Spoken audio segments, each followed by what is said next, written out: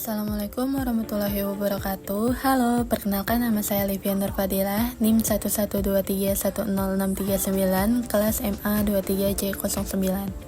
Di video kali ini saya akan menjelaskan materi mengenai analisis biaya, volume dan laba dengan konsep dasar dan definisinya, titik impas BEP atau break even point dalam unit menggunakan laba operasi pendekatan margin, kontribusi, dan contoh kasus perhitungannya. Let's go! Yang pertama ada analisis biaya. Analisis biaya adalah proses membandingkan biaya yang berbeda untuk mendapatkan wawasan tentang manfaat dari berbagai bentuk pengeluaran.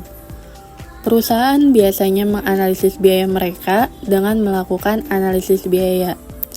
Manfaatnya untuk menentukan apakah manfaat proyek lebih besar daripada biaya yang harus dikeluarkan. Analisis biaya memiliki beberapa manfaat. Di antaranya, yang pertama ada membantu merencanakan produksi dengan lebih baik. Yang kedua, membantu mengalokasikan sumber daya secara efisien. Yang ketiga, membantu menghindari pemborosan. Dan yang terakhir, membantu memastikan bahwa proses berjalan sesuai rencana. Baik, yang selanjutnya ada volume. Dalam manajemen, volume dapat merujuk pada volume penjualan dan volume produksi. Jumlah unit produksi atau jasa yang terjual dalam periode tertentu. Volume penjualan merupakan salah satu faktor penting yang harus dievaluasi agar perusahaan tidak rugi. Volume penjualan dapat dihitung secara keseluruhan tanpa memisahkan antara penjualan tunai dan kredit. Jumlah barang atau jasa yang dihasilkan oleh perusahaan dalam periode tertentu. Volume produksi merupakan hasil dari proses transformasi sumber daya menjadi output yang diinginkan. Untuk materi selanjutnya ada laba. Laba merupakan selisih positif antara pendapatan dengan biaya yang dikeluarkan dalam suatu periode. Laba juga bisa diartikan sebagai keuntungan yang didapat dari bisnis setelah memperhitungkan semua pengeluaran. Materi selanjutnya ada titik impas atau break even point. Titik impas atau break even point adalah kondisi ketika total pendapatan suatu perusahaan sama dengan total biaya yang dikeluarkan. Pada titik impas, perusahaan tidak mengalami keuntungan maupun kerugian. BEP bermanfaat untuk memberitahu tingkat harga, profit, dan metrik lainnya yang harus dicapai agar tidak mengalami kerugian.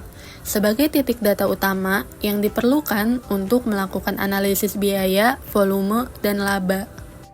Titik impas sama dengan biaya tetap dibagi harga jual per unit dikurang biaya variabel per unit.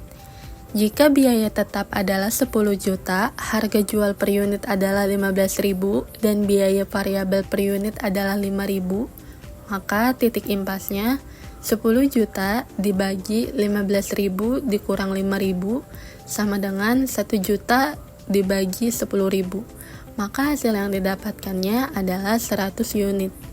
Dalam contoh di atas, perusahaan harus menjual minimal 100 unit produk untuk mencapai titik impas di mana pendapatan sama dengan biaya total.